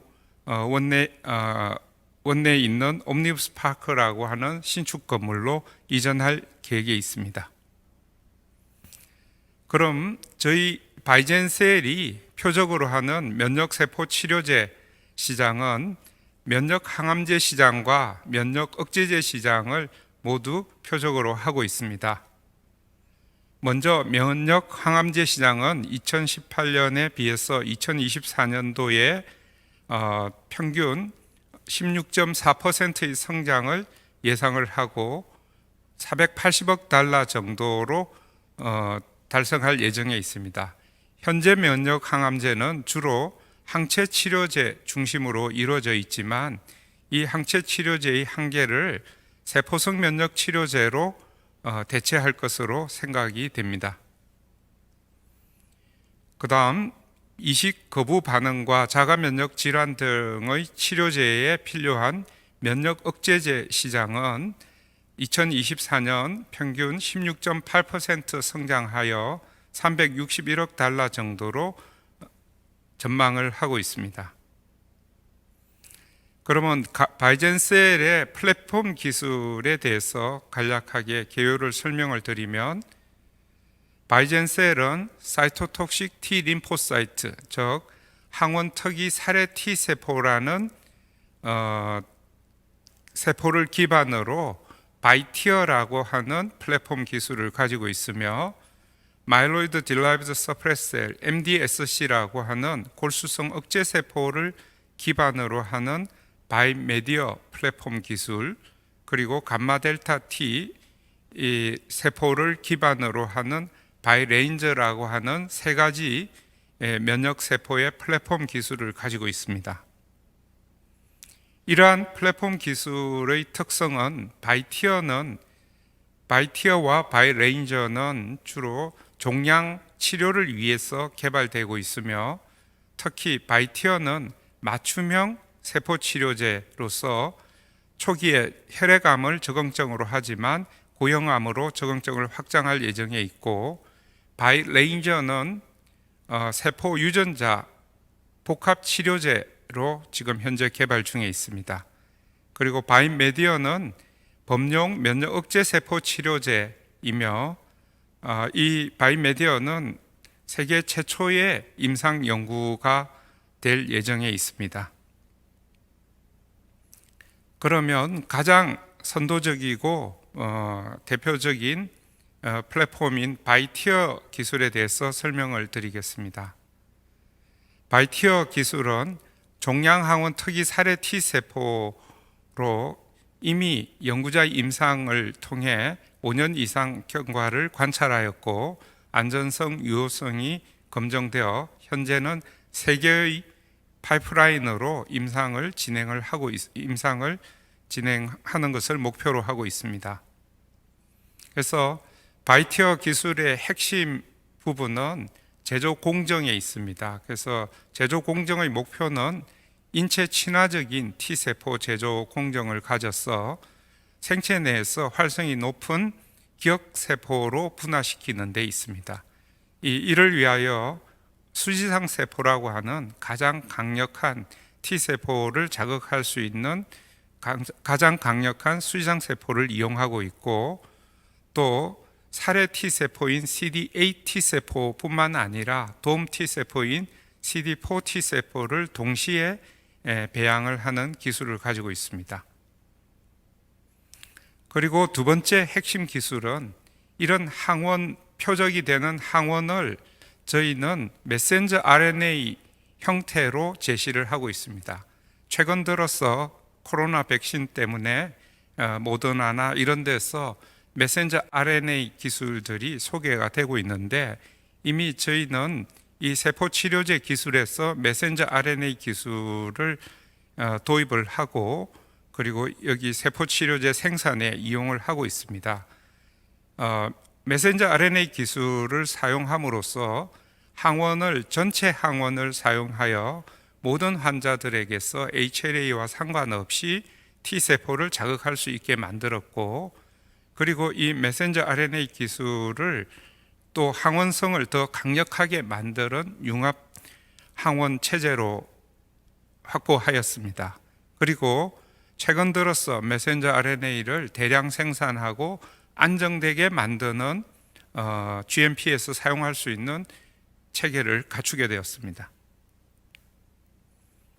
또한 이 항원 체계의 표적 항원의 확장, 메신저 RNA를 사용함으로써 표적 항원을 바이러스 항원을 사용하든지 아니면 종양 항원을 만들든지 하게 되면 이와 같이 앱스타인바 바이러스나 사이토메갈로 바이러스, 그리고 이런 바이러스와 연관된 종양과 질환을 치료하는 데 사용을 할 수 있고, 또 WT1이나 기타 서바이빈 TRT와 같은 종양 항원을 표적으로 하게 되면 그 종양 항원이 발현하는 백혈병이나 폐암이나 교모세포종을 타겟할 수 있기 때문에 저희 기술은 항원을 확장함에 따라서 또 표적 질환을 확장할 수 있는 플랫폼 기술이 되겠습니다. 저희의 이제 이전에 연구자 임상 결과를 보시면 저희는 이미 국내에서 최다로 T세포 임상 연구를 한 경험이 있는데 2007년도에 NKT 림프종 환자 11명에 대해서 앱스타인-바 바이러스의 특이적인 T셀인 EBV-CTL을 주입을 한 적이 있습니다. 이때 이 환자들의 평균 2년 생존율이 한 26%인 데이터를 중심으로 해서 저희가 이 치료를 했을 때 어느 정도 결과가 나오는지를 5년 이상 경과 관찰을 한 바에 의하면 무재발 생존율이 한 90% 정도로 나왔습니다. 이와 유사하게 동일한 EBV-CTL을 29 림프 정식성 질환인 PTLD라고 하는 질병 환자들에게서 2명에 대해서 치료를 하였는데 뇌 부위에 있거나 기타 전신에 퍼져 있는 이런 환부가 MRI나 PET-CT 상에서 사라지는 현상을 관찰했습니다.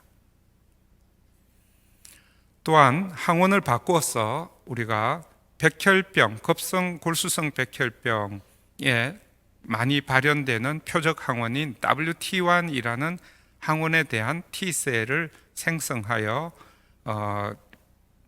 난치성 백혈병 중에서도 또 치료가 되지 않는 고위험군의 백혈병 환자에서 10명에 대해서 치료를 하고 5년 경과 관찰을 했습니다.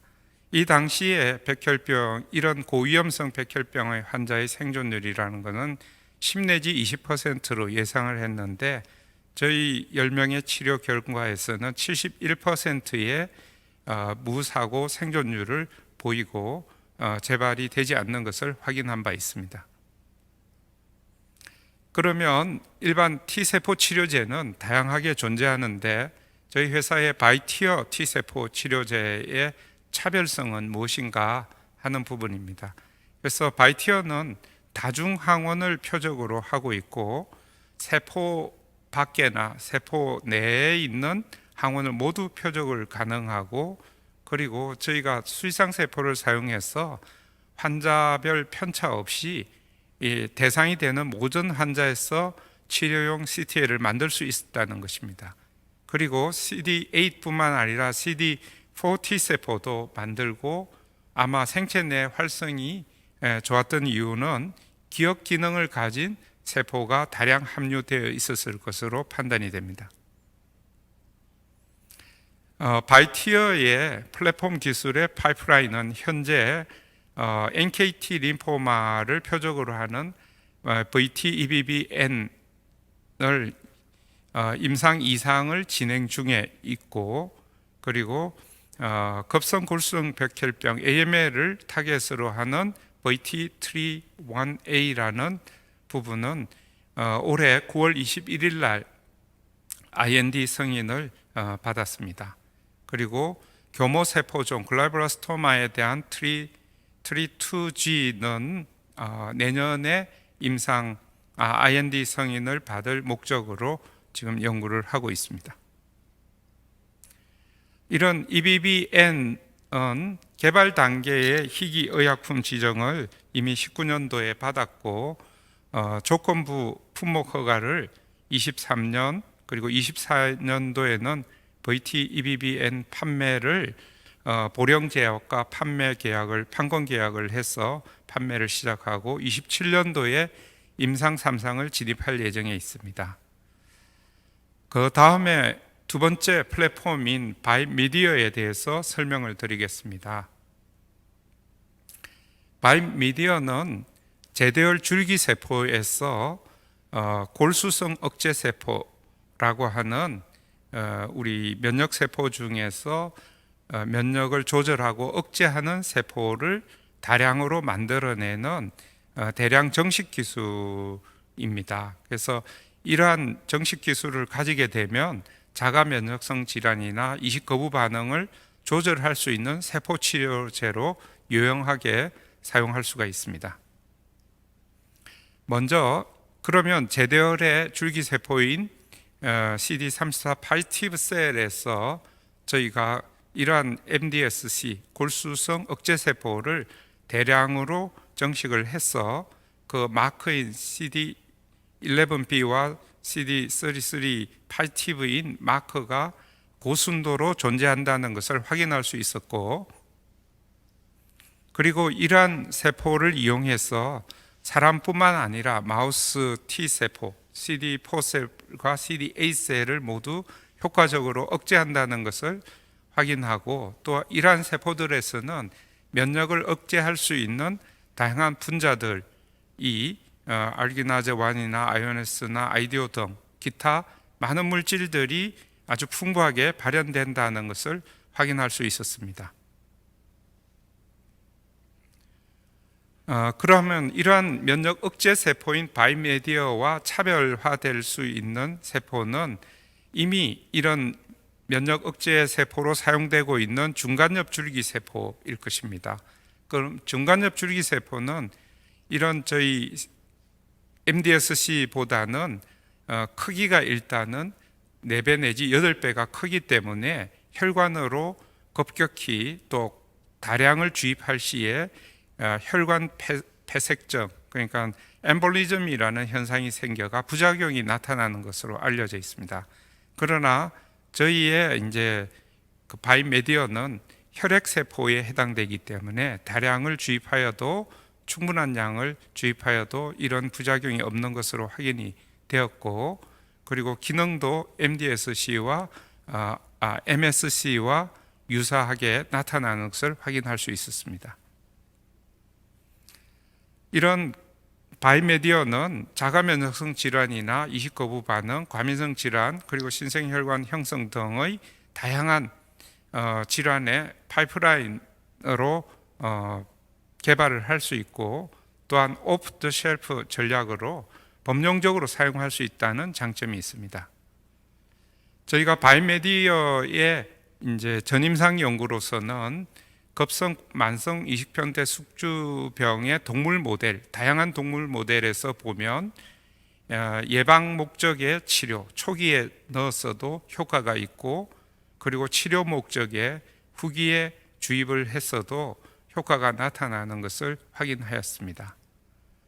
또한 면역 억제가 필요한 아토피 피부염에서 이런 피부의 두께, 아토피가 생기면 피부 지표, 피부 표피 과다증이 생기는데 그것이 감소되고, 그리고 아토피가 생길 때 나타나는 각종 면역 물질, 사이토카인들이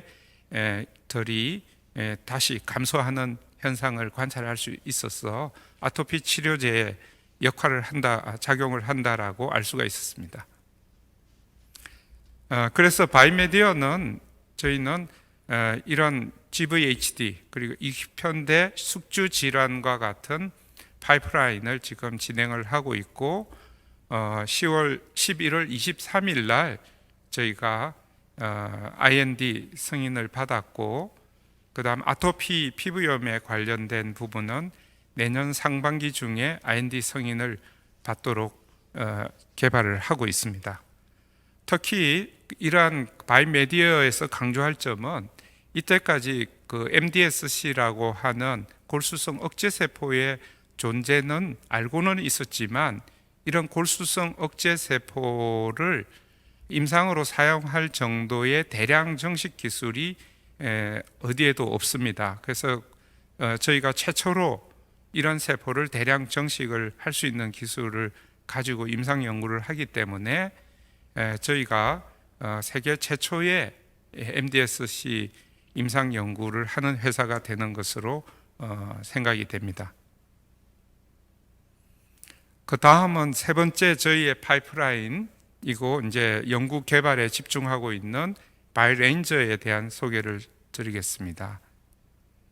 바이레인저는 감마델타 T셀이라고 하는 기능적으로 NK와 유사한 아주 신규 세포들입니다. 그래서 이 바이레인저는 NK 특성도 같지만 T세포의 특성도 잘 가지고 있어서 지금 전 세계적으로 이 세포를 중심으로 하는 면역세포 치료제를 개발하고자 하는 아주 초기 단계의 세포군인데, 저희가 특화된 보조 자극 세포를 사용해서 대량 정식을 가능하고, 또 이 감마 델타 T 세포는 동종 반응이 없어가지고 우리가 범용적인 치료제로 하기에 적합한 세포로 알려져 있습니다. 이미 저희는 이 세포의 생산 기술을 논문으로 발표를 하고, 논문 리뷰에서도 이 세포 생산 부분이 생체 활성이 뛰어난 감마델타 T 세포를 생성한다고 제시를 하여 주었습니다. 그리고 또한 저희가 전임상 동물 연구 모델에서 기존의 감마델타 세포를 배양하는 기술과 비교해서 월등하게 종양을 억제하는 효과가 나타나는 것을 이와 같이 확인한 바가 있습니다. 저희는 이런 감마델타 T 세포군들을